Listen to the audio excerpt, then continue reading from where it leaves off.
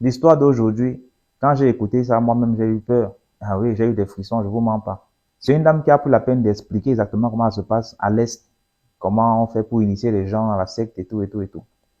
Avant de jouer l'audio, parce que c'est maintenant en audio, j'ai eu la permission de poster l'audio, en fait. Avant de continuer, si tu es nouveau sur la page, n'oublie pas de t'abonner, laisser un commentaire, de partager. Si toi aussi tu as une histoire que tu veux raconter, tu m'écris en commentaire, je t'ajoute inbox, et puis tu me racontes l'histoire.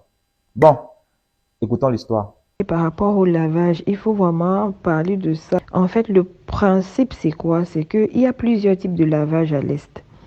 Il y a le lavage simple, il y a le lavage simple, il y a aussi d'autres lavages un peu compliqués. Le lavage simple, c'est du genre, bon, tu peux partir, on te nettoie. Genre, on enlève juste la malchance, les petits blocages, si quelqu'un t'a fait quelque chose, si on t'a attaché à tel endroit, ainsi de suite. Bref, c'est comme si on te soignait, mais de façon spirituelle. Et après, il y a les lavages, genre, on te fabrique, quoi. Bon, pour certaines filles vont à l'Est, on leur donne des petits produits pour mettre dans les yeux, pour mettre dans les parties intimes, on blinde la langue et tout. Ça, c'est pour avoir les grâces, pour être regardée, pour être écoutée. Genre, si elle a les grands monsieur qui la convoite, elle peut demander ce qu'elle veut et elle aura. Mais ce sont des trucs temporaires, ça dure pas. C'est déjà, et ça fait son petit temps après, ça s'éteint. C'est comme un feu de paille. Et quand ça s'éteint comme ça, qu'est-ce que les personnes feront? Elles iront toujours revoir la même personne. Oui, ce que tu m'as fait là, je sens que ça a déjà baissé. Est-ce qu'on peut renouveler? Est-ce que... Et après, à un moment donné, plus on a, plus on veut avoir. Le peu que ce travail-là peut te donner, ça ne va plus te suffire à un moment donné. Tu vas vouloir passer à l'étape supérieure. Et maintenant, à l'étape supérieure, c'est à ce moment qu'on te prépare, parce qu'ils appellent ça la préparation. Bon, maintenant, la préparation, c'est quoi? C'est du genre, quand tu vas arriver chez le tradit praticien en question. Généralement, ce sont les pygmées et tout. Tu vas arriver chez eux. Qu'est-ce qu'ils vont faire? Ils ont soit une rigole. C'est souvent une rigole. Là, c'est dans la forêt d'abord. Ils ont une rigole. Une rigole du genre, on te met... tu vois la rigole, tu te dis, bon, c'est une simple rigole et tout. Mais c'est l'océan. C'est la mer. Donc, quand tu arrives, si c'est pas la rigole, c'est comme une tombe. Donc, quand tu arrives, tu dis ce que tu veux et tout. Qu'est-ce qu'on fait? On te prépare. Leur préparation, c'est 3 jours.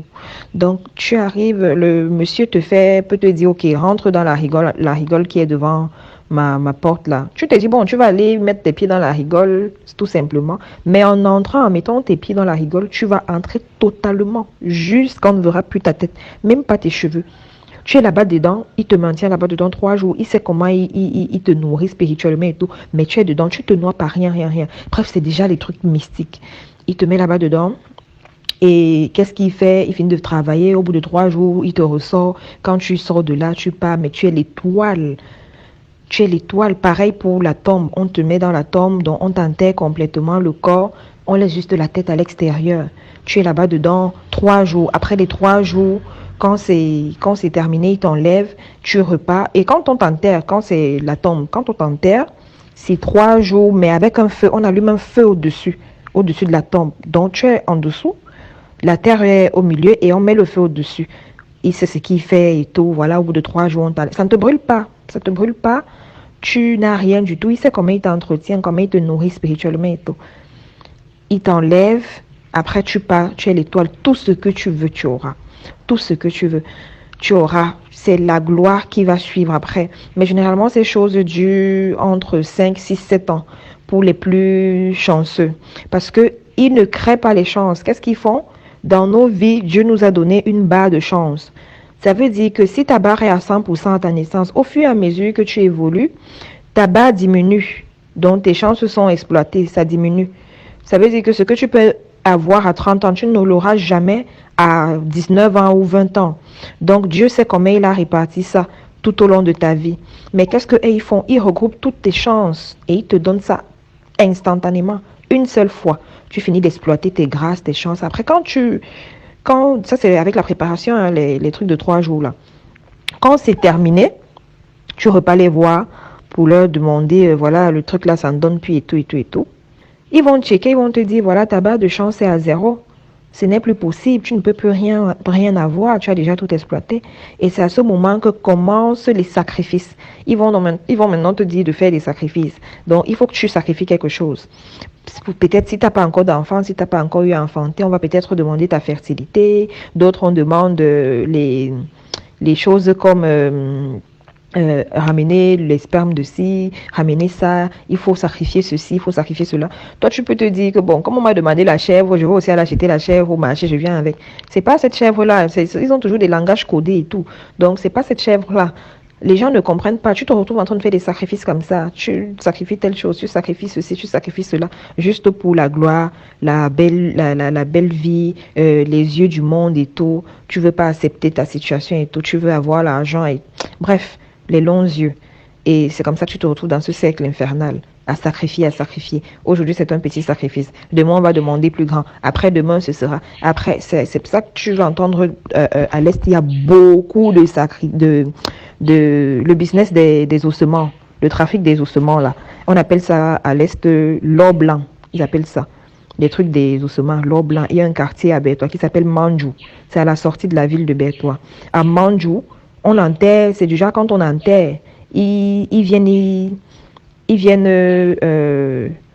déterrer pour prendre les eaux quelques mois plus tard. Donc on enterre juste là en haut parce que comme à l'Est, il y a beaucoup les nordistes, les musulmans en fait, ils sont nombreux là-bas. Et ils n'enterrent pas profondément, ils ne creusent pas trop, ils enterrent juste à quelques mètres, pas 2 mètres comme on le fait. Ils enterrent juste là en haut après parce qu'ils savent qu'ils vont venir. Et c'est même eux qui font beaucoup dans ce business-là. Ils sont là et tout, ils enterrent, après ils repartent déterrer. Ils ont des valises, des ossements et tout et tout. Tout ça là, ce sont des choses qu'on utilise beaucoup dans les sacrifices, la spiritualité et tout. Un squelette entier à l'est du Cameroun, c'est 3 millions. Un squelette entier, 3 millions. Après, ils ont les autres parties, ils peuvent demander telle os, le fémur, le tibia, bref, ils savent comment ils font. Donc ça, c'est vraiment, il faut vraiment parler de ça, c'est très important. C'est compliqué, c'est compliqué. Bon, bonsoir ma communauté, bonjour ma communauté. Donc vous venez de suivre ce témoignage spirituel. Voilà, ce monsieur, il fait un travail vraiment remarquable parce que depuis que j'écoute son émission, voilà, je trouve qu'il y a des histoires vraiment inspirantes et qui amènent vraiment à réfléchir, à prendre conscience parce que vous savez que nous sommes dans une ère où tout ce qui était caché doit être remis en lumière. Donc c'est la raison pour laquelle tout se passe maintenant en réseau. C'est pour ça que vous voyez que il y a beaucoup de choses se passent sur les réseaux sociaux parce que le réseau social c'est une plateforme de communication multidimensionnelle, mondiale. C'est une plateforme de communication mondiale. Je dis multidimensionnelle parce que je suis habitué avec ces termes-là. Donc, comme je disais tantôt, et le but de cette nouvelle série de vidéos spirituelles que je suis en train de faire, ce n'est pas de vous, ce n'est pas de vous faire peur. Voilà, c'est de vous faire comprendre, c'est de vous faire comprendre de cette partie de la vie là, de cette vie mystique là, et aussi pour que vous n'aurez plus peur de ça. Parce que la peur, c'est une énergie, c'est une émotion. Tout ce que vous avez peur, vous l'attirez dans la vie. Comme le présentateur l'a dit au départ, ça m'a vraiment fait peur. Il faut savoir que il n'y a pas de séparation entre le monde visible et le monde invisible. Il n'y a pas de séparation entre la spiritualité et la matière. Donc, ces deux forces ou bien ces deux énergies qui s'interpénètrent et qui sont dépendants ou bien qui sont dépendants des uns et des autres. Donc on va commencer, je vais décortiquer cette vidéo là par rapport à la dame, tout en sachant que ce que je dis ici c'est ma vérité à moi, c'est ma façon à moi de comprendre les choses avec mes filtres, avec tout ce que j'ai reçu comme information. Donc pour ceux qui me connaissent pas, je suis un clairvoyant, donc ma clairvoyance me permet de lire la structure énergétique ou bien l'inconscient d'une personne, ou bien de patauger dans les mondes multidimensionnels et multidimensionnel, et aussi de lire l'âme d'une personne par rapport à une problématique ou bien une question posée. Donc, l'histoire, ça se passe à l'Est. La personne qui, excusez-moi, je suis un peu enrhumé. L'histoire se passe à l'Est. Il faut savoir que, déjà, je voulais vous faire comprendre que tout ce qu'elle a raconté dans le truc, les rites, les lavages, ça se fait partout. Ça se fait vraiment, vraiment partout, dans tous les pays, dans tous les continents, dans toutes les civilisations. Et c'est juste que en Afrique, nous, on a tellement diabolisé la chose que parfois, même ceux qui font les tradis praticiens, on croit que vraiment c'est des personnes qui font un mauvais travail.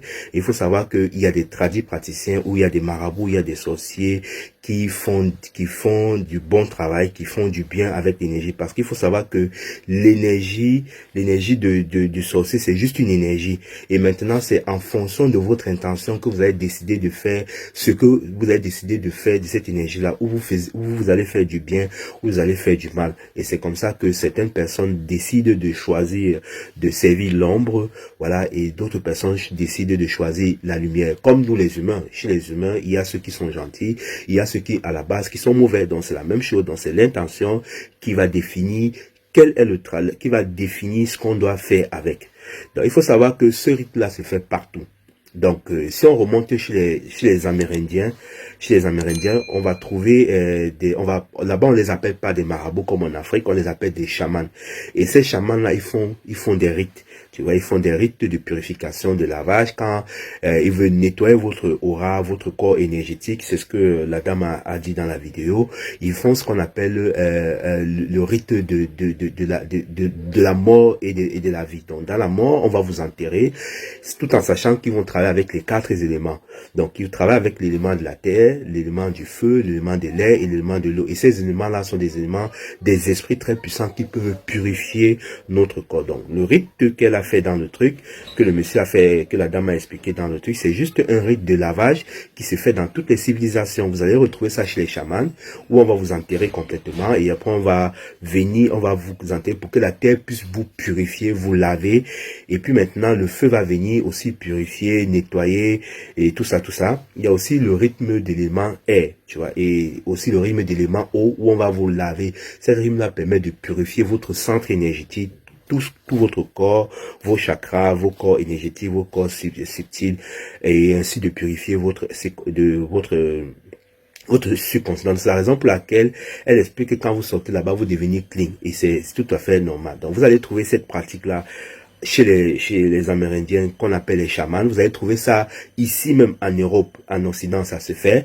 Vous allez trouver les Celtes qui font ce travail-là.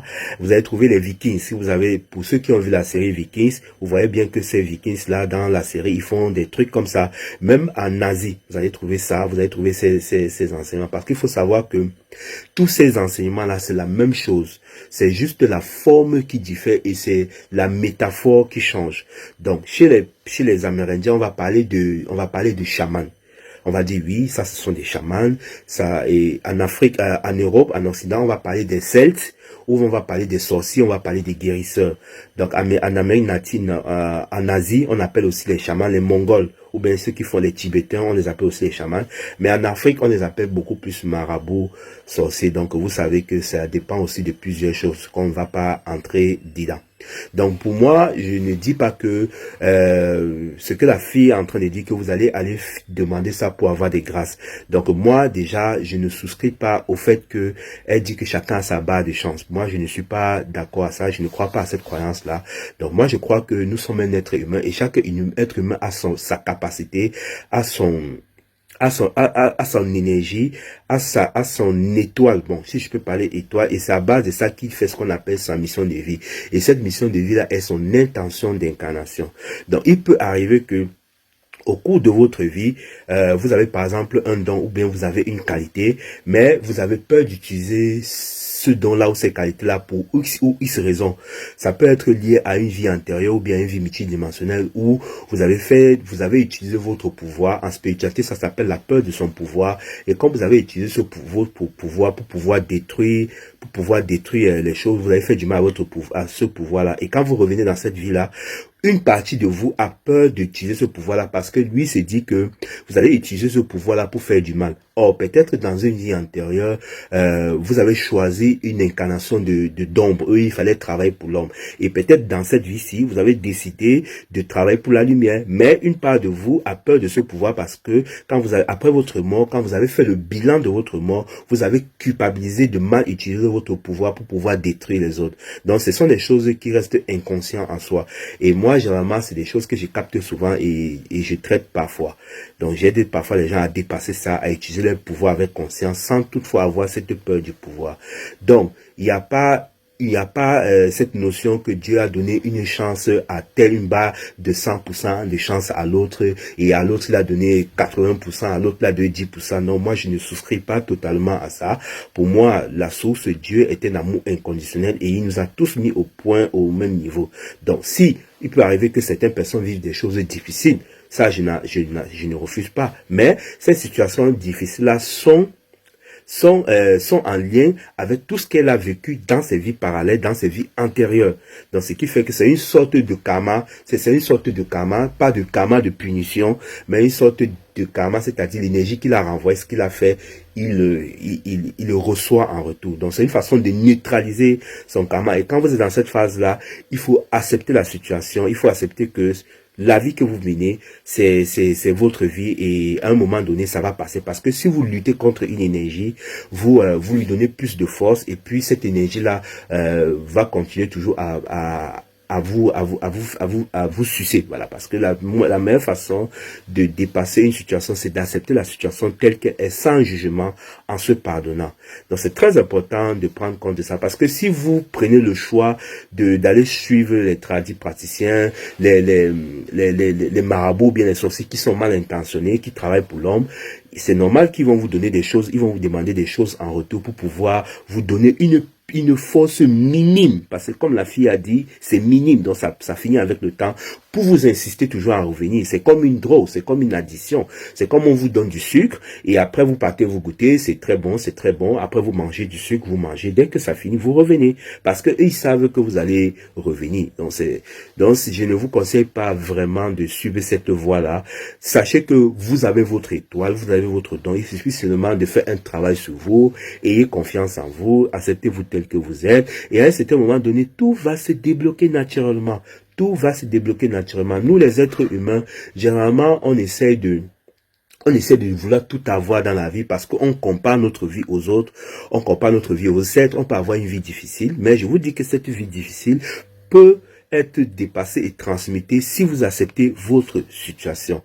Donc voilà, c'est mon point de vue que je voulais apporter dans cette vidéo là. Donc n'hésitez pas de partager, de liker. Il y a plein de vidéos explicatives qui vont arriver comme ça et je vais donner mon point de vue, je vais disséquer, je vais dire comment est-ce que je comprends l'énergie, parce que derrière tout ça il y a une énergie qui est cachée derrière, et c'est cette énergie là, cette intention énergétique là que moi inconsciemment que j'ai décortique pour vous remettre ça en lumière. Donc n'ayez pas peur d'exprimer qui vous êtes. Vous avez un don, vous avez tous un talent, et certaines personnes utilisent ce talent-là qu'on appelle mission de vie. Vous voyez, tout le monde, même si vous croyez que vous n'avez pas, c'est parce que vous ne croyez pas, parce que vous croyez que vous n'avez pas ce don-là. Et si vous croyez que vous n'avez pas ce don-là, vous n'avez pas écouté. C'est normal, parce que tout ce qu'on croit devient vrai pour vous. Donc, je vous incite vraiment à croire en vous et savoir que tout vous avez au fond de vous. Écoutez votre petite voix intérieure, c'est votre petite voix qui vous guide, qui vous dira, va à gauche, va à droite, mais tellement qu'on a peur, on ne croit pas en ça. On ne l'écoute pas et c'est comme ça qu'on tourne en rond dans la vie, et après on va aller faire des pratiques mystiques, on va aller chez les sorciers mal intentionnés, chez les guérisseurs qui travaillent pour l'ombre pour avoir tel pouvoir qui n'est qu'une illusion. Donc je vous incite vraiment à prendre conscience de ça, à prendre conscience de qui vous êtes. Donc n'hésitez pas de partager, de liker pour que ça touche plus sur beaucoup de personnes, tout en sachant que ce que vous donnez aux autres vous revient en retour. Donc on se retrouve pour une prochaine fois pour une explication. Je ne sais pas si je vais appeler ça mystique ou bien parapsychique ou bien spirituel ou bien métaphysique. Bref, si vous avez un titre à donner, n'hésitez pas à mettre dans les commentaires, à commenter, à partager, à liker pour que chacun puisse donner son expérience, son point de vue. Je vous souhaite de passer une bonne journée et à la prochaine.